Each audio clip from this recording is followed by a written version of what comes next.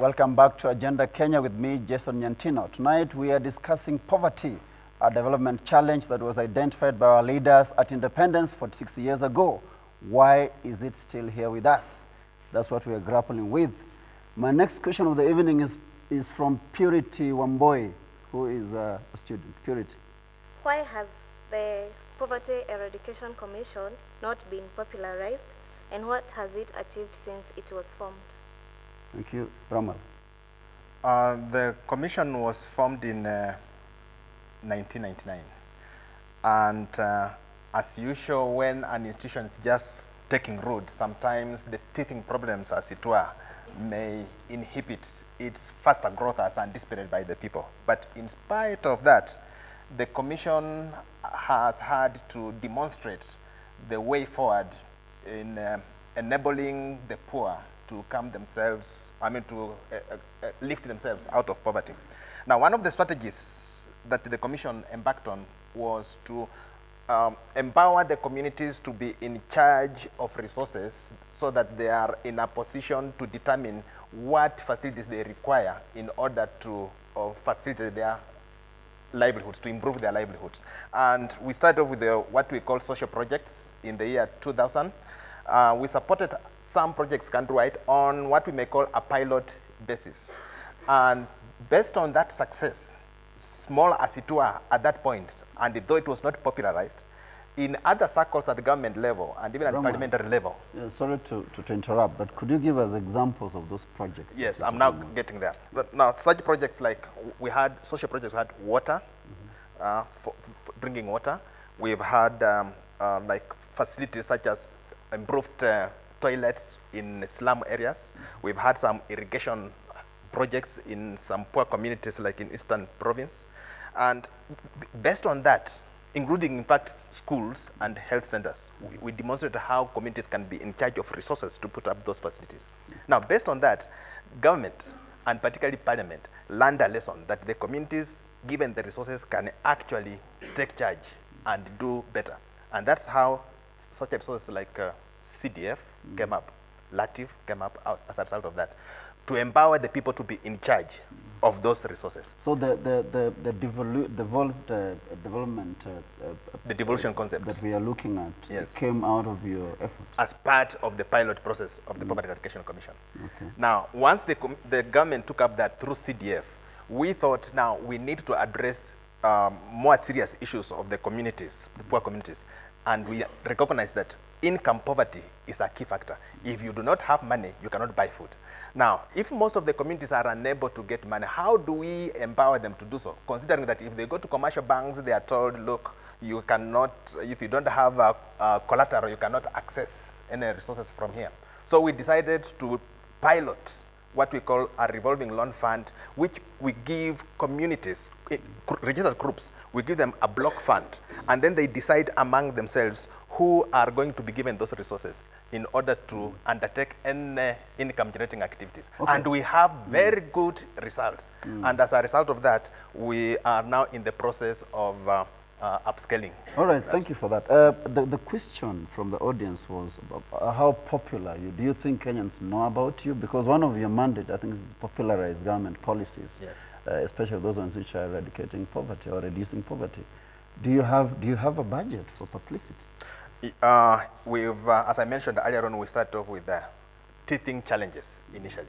We had a little budget, but with that little budget we had, we've been able to do that much that I've mentioned to you. So though in the public eye, particularly for those who have not accessed the resources meant for the poor, most of the poor who have seen our hand recognize that we are there. Oh, Bramwell, you're very optimistic. Eh? We wish you all the best. Dr. Ndambuki, Poverty Commission. Do you think we should fight poverty through a commission? Well, as for me, we should use all means to fight poverty, except violence.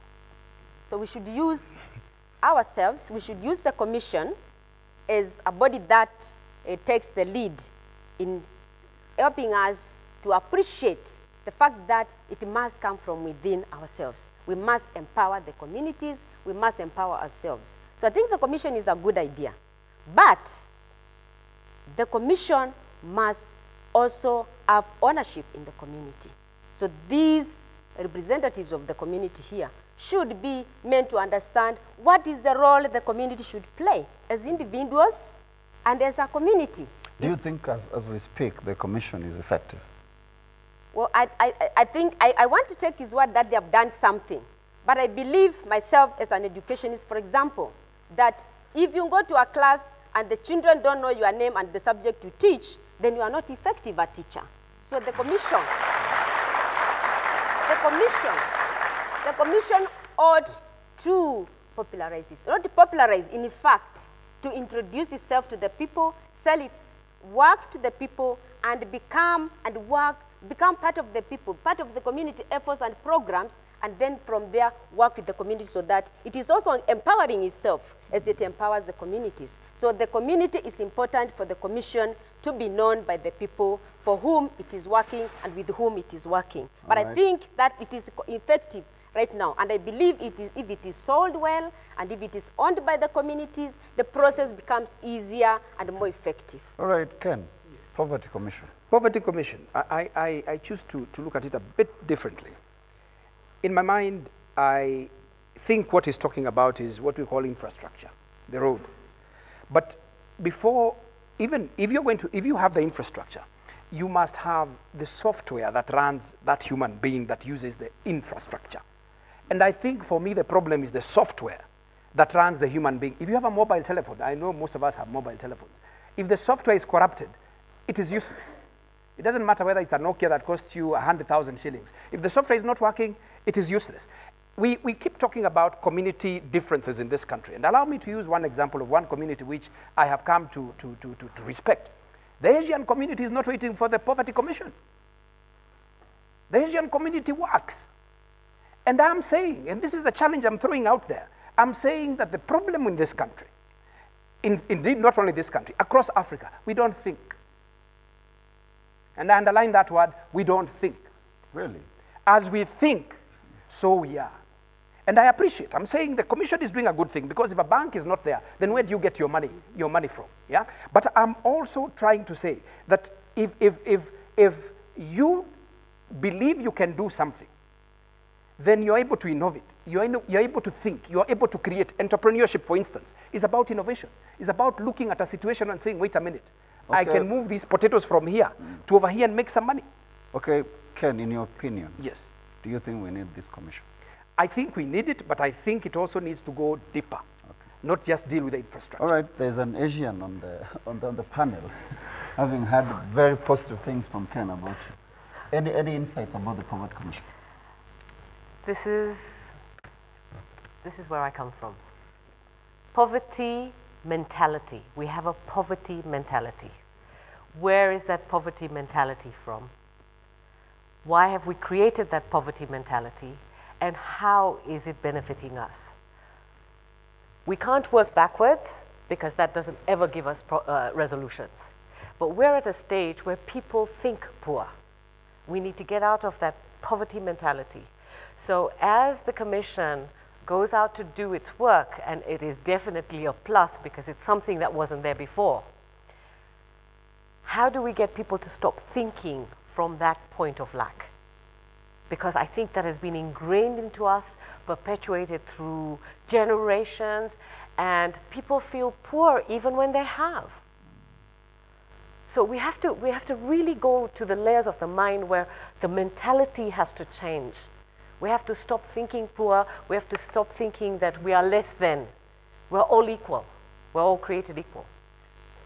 Don't you think, Tazim, even if people think that they are poor when they're not, but don't you think that this poverty is actually real sometimes? It is definitely real. Yeah. But how do you get out of something if you keep thinking something is real and it is not serving you? So it's a psychological thing. There's a saying that says, Jason, very quickly, I need to go to my audience. As man thinks in his heart, so is he. All right. If you think poor, you become poor. So let's see if Kenyans think poor. I'm coming to you. So where do I start? On my extreme left, the gentleman in a white shirt. Yeah. Yes. As much as I concur with what he has said, that Africans don't think, I also tend also to believe that it is because of the poor governance that we have in our country and Africa at large. Because for once, we lead from the front and not from behind. So the stewardship of this leadership in terms of handling resources and inequitable distribution of resources, these regional imbalances we are experiencing is because of poor governance and poor leadership, which should lead us into how we direct our energies, should help us think because they are influential. All right, there was the lady next to you, yes. I tend to disagree with the guest because he has said that we Africans, we don't think. I think that's a lie. Because let me tell you an example. In 2004, there's this guy who was a Kenyan. I can only remember the second name, Omondi. He designed a certain thing in Kenya that could help us, that we could sell abroad. But when he designed this thing, the government cut him short.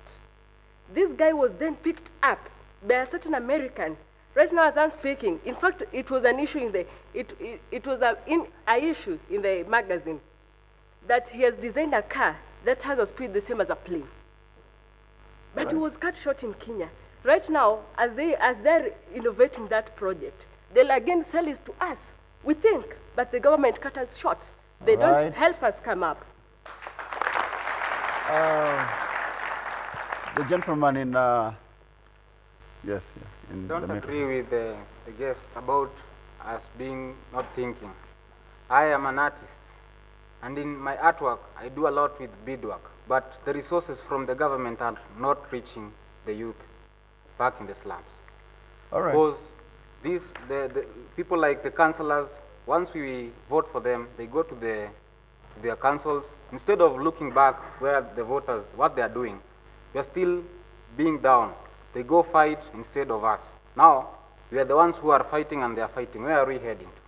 All right, my last one for now, the lady somewhere in the middle there. Thank you very much. I just want to disagree with my brother, the guest, that we really think, but you cannot compare us with the Asian community. You know what the Asian community do in Kenya? They lend each other money. They open a hardware shop. But you know what? As Kenyans, if I come to you today and tell you to open for me something, you will never do it because we are very selfish as Kenyans. Very selfish. All right.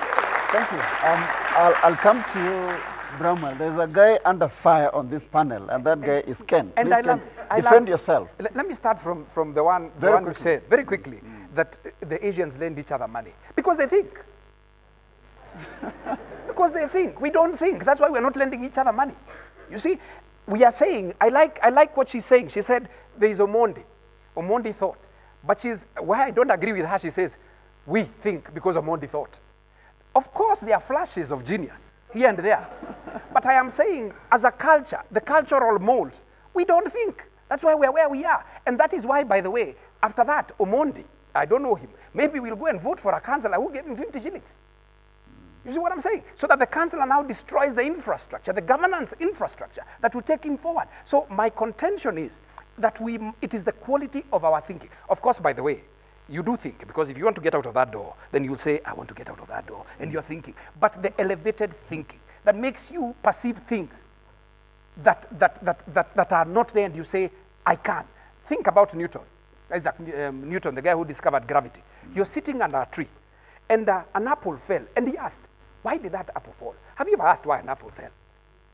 And from there, another person who was in the bathroom entered the bathroom, the water went up, he entered again, it came out, it went down, and he came out shouting, Eureka! And he coined the thing, buoyancy. All right, enough of that physics. Thinking.